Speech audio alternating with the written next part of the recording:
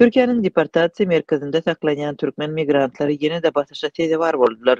Adam hukuklaryny goraýjy Türkmen Helsinki fondunyň we Türk Medeniýet habaryna görä merkezleriň birinde saklanýan türkmen raýatlary onu golay watandaşynyň ýenjilmegine garşy aşlyk yglan edipdir. Türkmen Helsinki fondy 4-nji ýunda Türkiýanyň Kayseri şäherindäki deportasiýa merkezinde saklanýan birnäçe türkmen migrantynyň garawullar tarapyndan ýenjilendigini habar berdi. Maglumata görä bu waka 2023-nji ýylyň 4-nji iýununda akşam saat 9 töwerege nahar wagtynda türkmenler bilen merkeziň howpsuzlyk gullugynyň arasynda ýüze çykypdyr. Käbir maglumatlara görä wakanyň sebäbi imitleş tertibiniň bozulmagyna degişli bolmagy mümkin diýip adam hukuklaryny goraýjy gurama wakanyň şaýatlaryna hem ýenjilenleriň garyndaşlaryna salgylanýar. Türkmen Helsinki fondunyň başlygy Täjegül Begmedowa bolan waka barada Azatlyk radiosyna şeýle gurrun berdi. Türkiýede türkmen migrantlary bilen Türk deportasiýa merkeziniň işgärleriniň arasynda ýene bir dawa bolupdyr.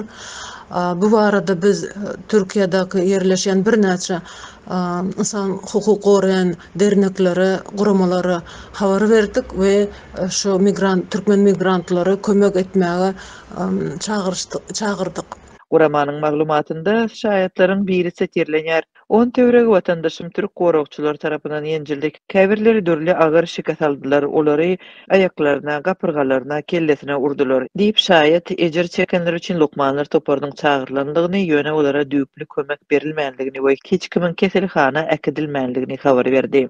Türkmen Helsinki fondunyň maglumatyna görä şol gün urlanlar näwelli bir ýere geçirilipdir. Gurama olaryň käbiriniň şahsiýetlerini anyklapdyr we olaryň atlaryny Mälik Tangry Mergen we Yusuf diýip aglap geçýär.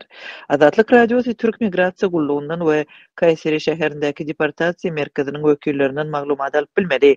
Bu aralykda Türk habar beriş serişdesi deportasiýa merkezinde ýerleşýän Türkmenistanyň raýatlarynyň nägilelik bildirip aşlyk yglan edendiklerini habar berdi.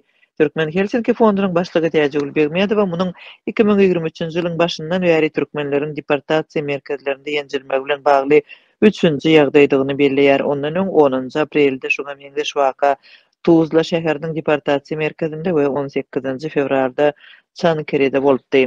Begmedowa türkmen adam hukuklaryny goraýjylaryň migrantlara kömek bermek üçin Türk adam hukuklaryny goraýjy guramalaryna ýüz tutanlygyny aýtdy.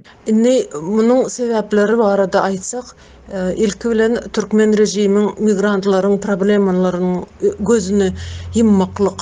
20-30 ýyldan bäri türkmen migrantlaryň arkasynda hiç kim resmilerden hiç kim duranok. Ne pasolstva, ne ombudsman, ne Aşgabatyň özü. Şonuň üçin migrantyň düşen ýurtlardaky resmiler bize ýetimlere seredýän seredýärler.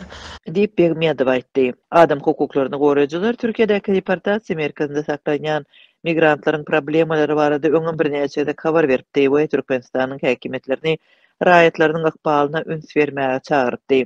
Türkmen Helsinki fondunyň maglumatyna görä, Türk deportasiýa merkezinde türkmenler ýetatan möhleti geçen pasportlarynyň bolmagy we kanuny taýdan Türkiýede galmagyna ruhsat berýän resmi namalarynyň ýokdugy sebäple saklanýarlar we olar ýarym ýyldan gowrak şol ýerde bolmaly bolýarlar. Olar saklanýan agyr şertleri we uzak gabawda bolmagy zerarly uly ejer çekerler. Täjegül Begmedowa Türkiýedäki türkmen raýatlary üçin esasy problemanyň bu ýurtdaky türkmen diplomatlarynyň üns bermezligi bilen baglydygyny belleýär. We ol türkmen migrantlarynyň problemalaryna ne türkmen häkimetleriniň, ne de diplomatik wekilleriniň, ne de medeniýetyň hem we türkmen ombudsmanynyň üns berýänligini aýdar. Türkmenistanyň raýatlary Türkiýedäki daşary ýurtlaryň arasynda san taýdan ilkinji üçlügiň hataryna girýär. Resmi maglumatlara görä bu ýurtda Türkmenistanyň 200 miňden gowrak raýaty kanun esasda ýaşaýar. Resmi däl maglumatlara görä ýurtda bir kanun bolýan türkmen migrantlarynyň sany birnäçe köp. 2022-nji ýylyň sentýabr aýynda ýurtlaryň arasynda wiza rejimi girilenden soň türkmen raýatlaryna Türkiýede ýaşamak üçin ruhsatnama almak prosesi hasda çylsyrymlaşdy. Köpüsi bir kanun galmak howpy bilen ýüzbeýiz boldy.